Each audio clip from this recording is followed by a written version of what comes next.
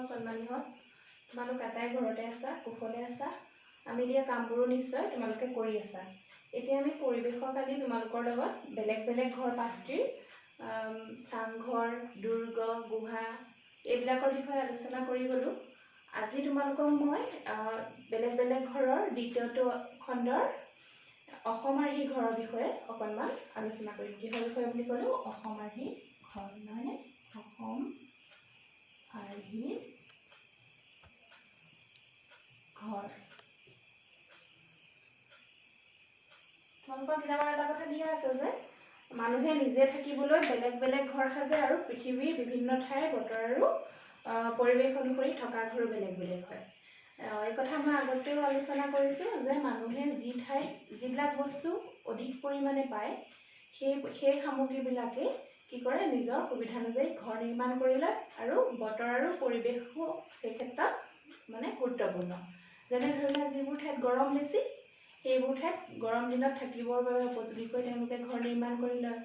আকৌ যিবিলাক ঠাইত ঠাণ্ডা বেছি সেই ঠাইত মানুহে ঠাণ্ডা দিনত থাকিবৰ বাবে সুবিধাকৈ নিজৰ ঘৰ নিৰ্মাণ কৰি লয়। হ'ল, এতিয়া আমি আলোচনা কৰিবলগীয়া বিষয় হৈছে কি অসমাৰ্হী ঘৰ, নহয়নে? আমি ক'ত বাস কৰোঁ? অসমত বাস কৰোঁ। গতিকে অসমত আমাৰ কি অসমাৰ্হী ঘৰ আমাৰ জলবায়ুৰ কাৰণে উপযুক্ত। কিন্তু এই কথাটো ব্ৰিটিছ অহাৰ আগলৈকে আৱিষ্কাৰ হোৱা নাছিল। যেতিয়া ব্ৰিটিছে এইবিলাক কথা তোমালোকে পঢ়িবলৈ পাবা, সমাজ বিজ্ঞানতো পাবা, নিজেও ডাঙৰ হ'লে গম পাবা। এতিয়া মই তোমালোকে বুজি পাবৰ কাৰণে অকণমান কৈ দিছোঁ। এতিয়া মানে কি অসমাৰ্হী ঘৰবিলাক ব্ৰিটিছ অহাৰ পাছত ব্ৰিটিছ ইঞ্জিনিয়াৰ বা অভিযন্তাবিলাকে বৈজ্ঞানিক পদ্ধতিৰে চিন্তা চৰ্চা কৰি উলিয়ালে যে অসমত যিহেতু বৰষুণ হয়, ভূমিকম্প হয়, বানপানী হয়, এনেকুৱা প্ৰাকৃতিক দুৰ্যোগবিলাকৰ কাৰণে মানে অসমাৰ্হী ঘৰহে অসমত উপযুক্ত। সেইবাবে তেওঁলোকে ইয়াত অসমাৰ্হী ঘৰ নিৰ্মাণৰ কৌশল অৱলম্বন কৰিলে আৰু তেনেধৰণে তেওঁলোক থাকোঁতে কিছুমান চৰকাৰী স্কুল কলেজ তেওঁলোকে এই অসমাৰ্হীক সাজি উলিয়ালে। এনেধৰণৰ অসমাৰ্হী ঘৰৰ এটি সুন্দৰ উদাহৰণ কি জানানে? আমাৰ গোলাঘাটৰ বেজবৰুৱা উচ্চতৰ মাধ্যমিক বিদ্যালয়, যাক গভ স্কুল বুলি কোৱা হয়। গম পালানে? গভ স্কুলখন একদম অসমাৰ্হী, গম পালা? আৰু দ্বিতীয়তে কাজিৰঙাৰ কিছুমান মানে অতিথিশালা আছে, সেইবিলাকো অসমাৰ্হী পুৰণি। তাৰপিছত আৰু আছে যোৰহাটৰ সাহিত্য সভাৰ চন্দ্ৰকান্ত সন্দিকৈ ভৱনটোও কিন্তু অসমাৰ্হীৰে। এইবিলাক কথা ডাঙৰ হ'লে ভালকৈ চালে গম পাবা। আৰু অসমাৰ্হী ঘৰবিলাক কি হয়, মূধচটো ওখকৈ দিয়ে যথেষ্ট, বতাহ ধুনীয়াকৈ চলাচল কৰিব পাৰে। মূধচটো কি কাৰণে ওখকৈ দিয়ে? যাতে প্ৰবল বৰষুণত মানে একো অপকাৰ নহয়, সেইকাৰণে মূধচটো ওখকৈ দিয়ে। আৰু যিবিলাক সাধাৰণতে চৰকাৰী বিদ্যালয় মহাবিদ্যালয় আছে সেইবিলাকত কি দিয়ে, দীঘল কৰিডৰ দি তেনেকৈ দীঘলীয়াকৈ মানে বনায় কোঠাবিলাক। সেইবিলাক তোমালোকে ডাঙৰ হ'লে মন কৰিলে গম পাবা হওক। আৰু এতিয়া যিবিলাক ছবি মই দি দিম সেইবিলাক তোমালোকে মন দি চাবা হওক।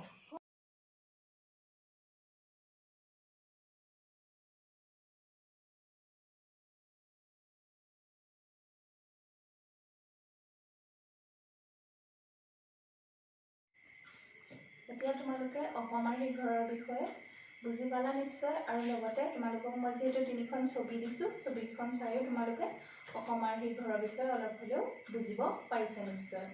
এতিয়া আমি তোমালোকৰ কিতাপত আছে চোৱাচোন, আজিকালি ডাঙৰ নগৰত এই ধৰণৰ অট্টালিকাহে বেছি দেখা যায়। অট্টালিকা বা কি বঙলা, সেই বিষয়ে মই অকণমান ক'ম। অট্টালিকা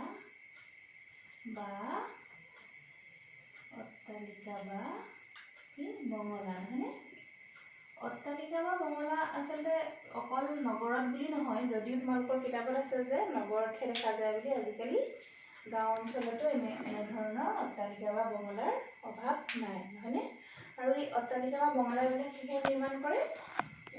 এইবিলাক শিল, বালি, চিমেণ্ট, ইটা, ৰদ এইবিলাক সামগ্ৰীৰে এনেকুৱা ধৰণৰ অট্টালিকাবিলাক বা বঙলাবিলাক নিৰ্মাণ কৰে, নহয়নে? আৰু অসমাৰ্হীটো মানে এনেধৰণৰ অট্টালিকা নিৰ্মাণ কৰিব পাৰি, বুজিলা? এতিয়া অট্টালিকাৰ বিষয়ে বুজি পালা। আৰু তোমালোকক এইখন ছবি মই কিতাপৰখনটোত দেখুৱাইছোৱেই, তোমালোকে নিজেও নিজৰ কিতাপত চাব পাৰিবা। তাৰোপৰি মই আৰু 2খনমান ছবি তোমালোকক দেখুৱাইছোঁ ছবিকেইখন চালে তোমালোকে বিভিন্ন ধৰণৰ অট্টালিকাবোৰৰ বিষয়ে বুজিব পাৰিবা হ'ল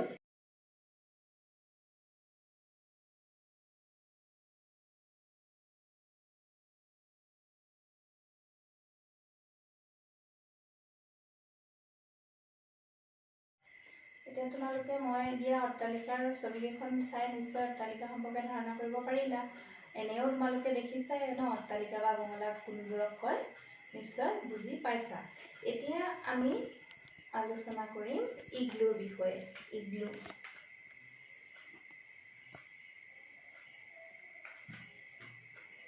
এতিয়া আমি কিহৰ বিষয়ে আলোচনা কৰিম ইগলুৰ বিষয়ে নহয়নে ইগলু কাক বোলে বৰফৰ ঘৰকে কি বোলে ইগলু বোলে নহয়নে আৰু এই বৰফৰ ঘৰবিলাকত কোন থাকে জানানে এস্কিমো জনজাতিৰ লোকসকল থাকে বৰফৰ ঘৰকে কি বোলে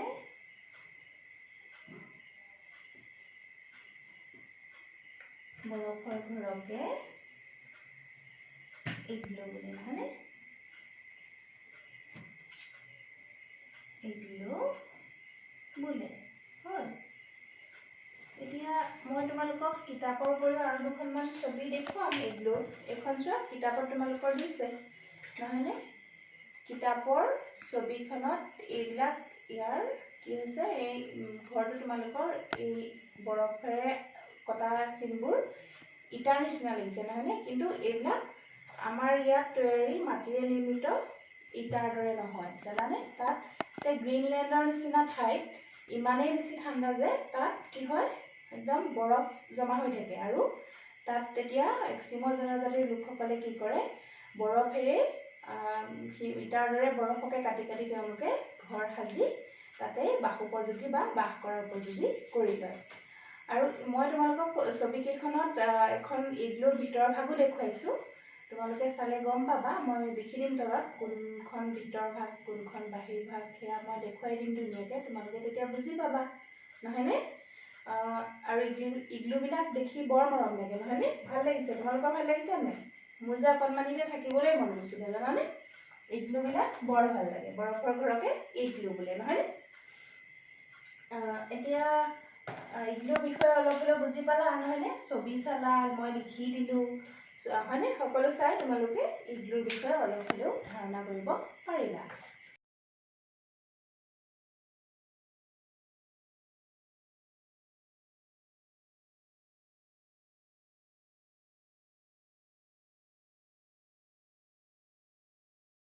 এতিয়া তোমালোকে অসমাহীৰ ঘৰ বঙলা ইগলু এই সম্পৰ্কে অলপ হ'লেও ধাৰণা কৰিব পাৰিলা নহয়নে এতিয়া আমি আকৌ কিহৰ বিষয়ে বুজিম তম্বুৰ বিষয়ে নহয় তম্বু মানে বুজি থোৱা যে কি অস্থায়ী ঘৰ নহয়নে তম্বু মানে কি তম্বু মানে অস্থায়ী ঘৰ নহয়নে তম্বু মানে কি অস্থায়ী ঘৰ লিখি ল'বা তম্বু মানে কি অস্থায়ী এতিয়া তম্বুনো ক'ত তৰে নহয়নে তম্বু মৰুভূমি অঞ্চলত সাধাৰণতে তম্বু তৰি মানুহে বাস কৰে কিয়নো মৰুভূমিত বালি বতাহ বয় তাত ধুমুহা আহিলে বালিয়ে সকলো মানে অনিষ্ট কৰিব পাৰে সকলোৰে সেইকাৰণে তাত কি কৰে ডাঠ কাপোৰ ৰছী এনেকুৱাবিলাক লৈ পেলাই তম্বু সাজি মানুহে বাস কৰে একে ঠাইতে তাত থাকিব নোৱাৰে যেতিয়া খুব তীব্ৰ মানে খুব জোৰকৈ বালিৰ ধুমুহা বয় তেতিয়া এঠাইৰ পৰা আন ঠাইলৈ তম্বুটো উঠাই লৈ যাবলগীয়া হয় সেইকাৰণে তাত স্থায়ী ঘৰ সাজি যিহেতু থাকিব নোৱাৰে সেইবাবে মানুহে তম্বু সাজি তাত বসবাস কৰে তম্বুৰ ফটো তোমালোকৰ কিতাপত দিয়া আছে চোৱাচোন এনেদৰে দেখিছানে আৰু কিছুমান ফটো আছে মই সেইবিলাকো তোমালোকক দেখুৱাম তম্বুৰ ফটোবোৰ চাই তোমালোকে বুজি পাবা কেনেধৰণৰ তম্বু সাজি মানুহে মৰুভূমিত বসবাস কৰাৰ ব্যৱস্থা কৰি লয় এতিয়া তোমালোকে বেলেগ বেলেগ ঘৰ বুলি ক'লে বহুতখিনিয়ে শিকিলা নহয়নে ইয়াৰ উপৰি আৰু কিছুমান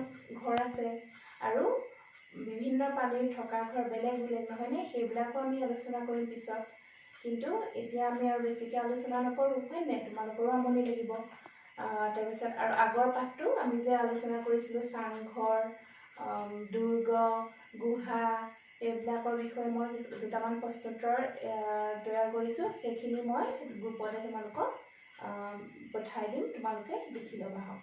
আজিলৈ আহোঁ, হ'ব।